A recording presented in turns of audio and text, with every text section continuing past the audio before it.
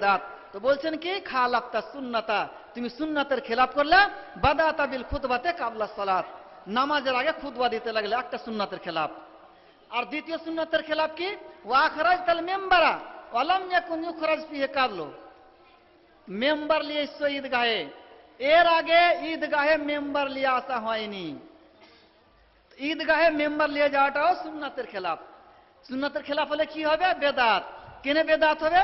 যে রাসূলুল্লাহ সাল্লাল্লাহু আলাইহি ওয়াসাল্লাম নিয়ে যাননি, রাসূলুল্লাহ সাল্লাল্লাহু আলাইহি ওয়াসাল্লাম ঈদগাহে মেম্বার নিয়ে যাননি, বিনা মেম্বারে মাটির উপরে দাঁড়িয়ে রাসূলুল্লাহ সাল্লাল্লাহু আলাইহি ওয়াসাল্লাম খুতবা দিয়েছেন, ছেলেদেরকে খুতবা দিয়েছেন। মর্দ লোকের এখানে খুতবা হয়ে গেল, তারপর মনে করলেন যে এই মেয়েদেরকে খুতবা শুনাইতে পারেনি আমি, আগিয়ে চলে গেলেন, আর গিয়ে মেয়েদেরকে খুতবা দিলেন। কিন্তু সুনানে আবু দাউদের একটা হাদিসে আছে, কিতাবুল আযাহিতে। আসসালামু আলাইকুম। মকবুল হোসেন বাড়ি শিষ্যা, আপনার মেয়ে খুব অসুস্থ বাড়িতে, আপনার লোক এই মসজিদের মেহরাবের পাশে দাঁড়িয়ে আছে, অতএব সেখানে দেখা করেন। আচ্ছা, তো আমি বলছিলাম যে ঈদগাহে মেম্বার নিয়ে যাওয়ার প্রমাণ নাই, কিন্তু সুনান আবু দাউদের একটা হাদিস এসছে কিতাবুল জাহায়াতে কুরবানির অধ্যায়ে, নাজালা মিন মিম্বারিহি, রাসূলুল্লাহ সাল্লাল্লাহু আলাইহি ওয়াসাল্লাম মেম্বার থেকে নামলেন, তারপর ওই চলে গেলেন ওইদিকে মেয়েদের দিকে। তো এবারে দুটো হাদিসে তারুজ হয়েছে, সহিহ মুসলিম শরীফের হাদিস আর ওইদিকে ওই সুনান আবু দাউদের হাদিস। এই জন্য সহিহ মুসলিম শরীফের হাদিসকে তরজিহ দিতে হবে, আর মেম্বার নিয়ে যাওয়ার প্রমাণ নেই এটাই মেনে নিতে হবে।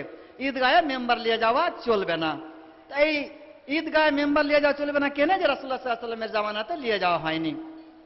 ঈদের কথা যখন চলে এলো, মধ্যেখানে একটা আমি আপনাদেরকে বলে দিই, অনেক ওলামায়ে কেরাম আছেন ভালোভাবে বুঝবেন, যে ফরজ নামাজের পরে একবার আল্লাহু আকবার আর তিনবার আস্তাগফিরুল্লাহ, তারপরে আরো অন্যান্য দোয়া আছে, আল্লাহুম্মা আনতাস সালাম মিনকাস সালাম তাবারাকতা রাব্বানা ইয়া যাল জালালি ওয়াল ইকরাম, আরো অন্যান্য দোয়া আছে। উলামায়ে কেরাম ভালোভাবে শুনবেন, যে আছে অনেক দোয়া আছে, কিন্তু ঈদের নামাজ পড়ার পর ওই একবার যে আল্লাহু আকবার আর তিনবার আস্তাগফিরুল্লাহ এইগুলোও নেই, এইটাও নেই।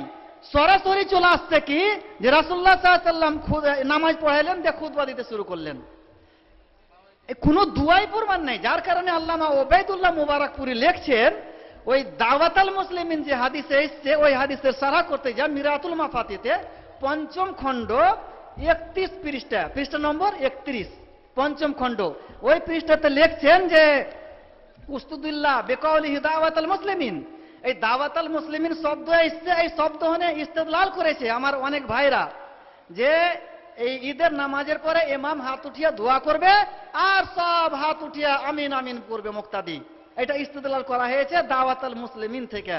কিন্তু উনি বলছে কি ওয়া ফিহি নাজরুন।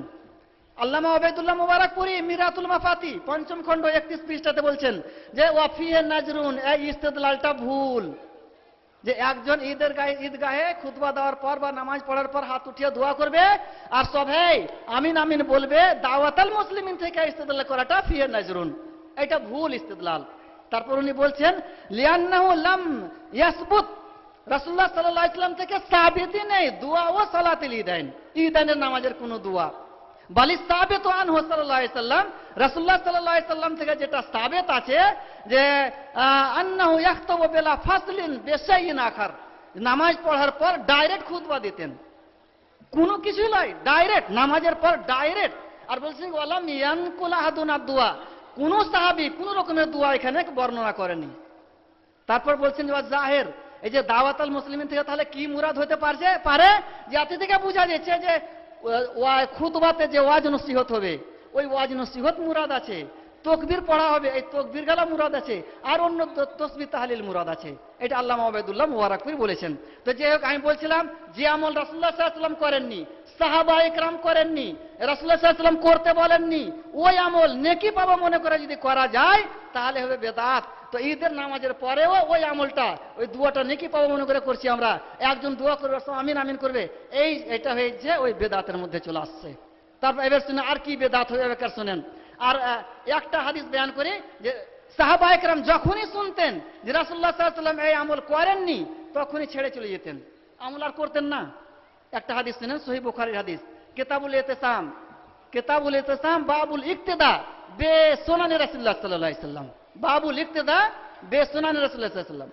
হাদিসটা হচ্ছে এই যে উমর রাদিয়াল্লাহু তাআলা আনহু যখন খলিফা ছিলেন তখন বসে গেলেন যে কাবাতে, কাবা ঘরে কাবাতে যে বসে গেছেন আর বলছেন কি যে কাবার মধ্যে যত খাজানা আছে, যত সোনা আর চাঁদি আছে, সমস্তকে যতক্ষণ পর্যন্ত বন্টন না করব আমি এখান থেকে উঠবো না। আবু দাউদে হাদিসটা শুদ্ধ আছে কিতাবুল হজ্জে, হ্যাঁ, বাবুন ফি মালিল কাবা, ওই বাবের মধ্যে। তো একজন সাহাবী ওখানে আছে, উনি বলছেন না আপনি করতে পারবেন না, আপনি করতে পারেন না, এটা চলবে না, করা বন্টন করা চলবে না। কাবাতে যা খাজানা আছে, মালধন আছে, সোনা চাঁদি আছে, এগুলো বন্টন করা চলবে না। উমর বলছেন কেনে কেনে চলবে না? সুনান আবু দাউদের হাদিসে আছে যে না আমি করব, বন্টন করব, না হলে এখান থেকে উঠবো না। ওই সাহাবীটা বলছে না আপনি পারেন না বন্টন করতে। কেনে কেনে চলবে না? তিনবারের বেলা বলছে লিআন্নাহু সাল্লাল্লাহু আলাইহি সাল্লাম রাআ মাকানাহা, রাসূলুল্লাহ সাল্লাল্লাহু আলাইহি সাল্লাম দেখেছেন এই খাজানা গালা, সোনা চাঁদি কাবার মধ্যে আছে, রাসূলুল্লাহ সাল্লাল্লাহু আলাইহি সাল্লাম দেখেছেন, আবু বকর রাদিয়াল্লাহু তাআলা আনহু দেখেছেন।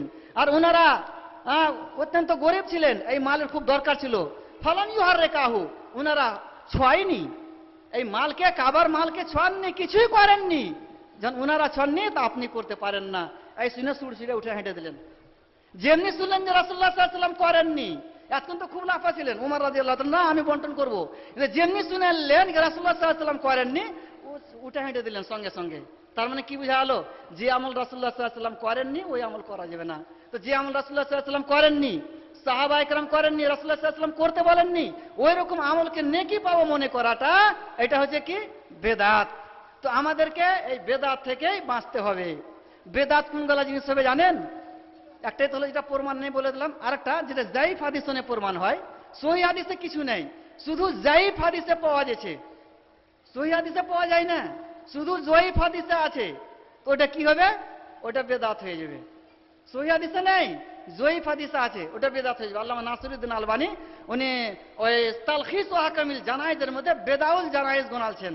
ওই বেদাউল জানায়েজ গণেতে যা শুরুতে কয়েকটা কথা বলেছেন কোন কোন জিনিস বেদাত হয়, তার মধ্যে একটা জিনিস এটাই বলেছেন উনি যে আমল শুধু যায়িফ হাদিসে পাওয়া যাচ্ছে, সহিহ হাদিসে পাওয়া যায় না, ওই আমলটা বেদাত হবে। একটা মিসাল শুনেন, ইকরাউ আলা মাউতাকুম ইয়াসিন, উলামায়ে কেরাম সব জানছেন হাদিসটা।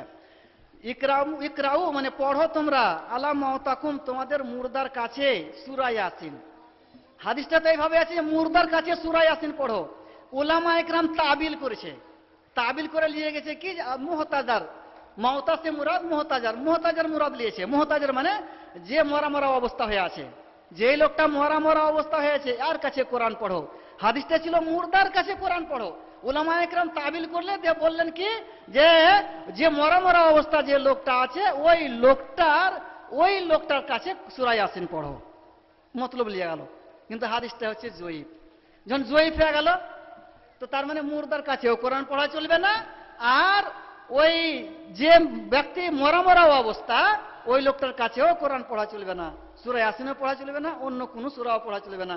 ওই যে ব্যক্তি মরা মরা অবস্থায় আছে ওর কাছে দোয়া করতে পারেন ওর জন্য, আল্লাহুম্মা আযহিবিল বাস রাব্বান নাস ওয়াশফি আনতা শাফি লা শিফা ইল্লা শিফাউকা শিফাআন লা ইউগাদিরু সাকামা, এই দোয়া কিংবা আরো অন্য দোয়া, আরো যাওয়ার দুনিয়া আখিরাতের ভালাই লেগে ওর কাছে দোয়া করতে পারেন ওখানে করে, কেন যে ওখানে দোয়া করলে পরে ফেরেশতা আমিন বলে। তো যাই হোক, একটা দিক আমি এখান থেকে ইতি করছি, এর পরের দিকটা আসবো। তো বেদাতের মানে আমরা বুঝতে পারলাম যে আমল রাসূলুল্লাহ সাল্লাল্লাহু আলাইহি ওয়াসাল্লাম করেননি, রাসূলুল্লাহ সাল্লাল্লাহু আলাইহি ওয়াসাল্লাম করতে বলেননি, সাহাবায়ে কেরাম করেননি, এইরকম আমলকে নেকি পাবো মনে করে যদি করি তাহলে হবে কি বেদাত। আর একটা দিক আছে আমি যেটা বলেছি শিরক সম্পর্কেও কিছু বলবো, শিরক সম্পর্কে। তো আমি যে আয়াত তেলাওয়াত করেছি ওয়ামা ইউমিনু আকসারুহুম বিল্লাহ ইল্লা ওয়া হুম মুশরিকুন, অনেক লোক ঈমান নিয়ে আনা সত্ত্বেও মুশরিক, অনেক লোক ঈমান নিয়ে আনা সত্ত্বেও মুশরিক।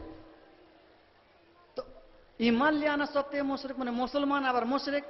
আমার ভাই ফাইজি সাহেব বলেছেন যে ঈমান নিয়ে আনা সত্ত্বেও মুশরিক কিভাবে হবে, উনি একটা দিয়ে দিয়েছেন আপনাদেরকে ইশারা যে শিরক প্রত্যেক বাড়িতে ঢুকে আছে, বেনামাজি একটা দিয়ে দিয়েছেন উনি। আরো শুনেন, বাকি গেল দু একটা আমি বলবো। কি হলো?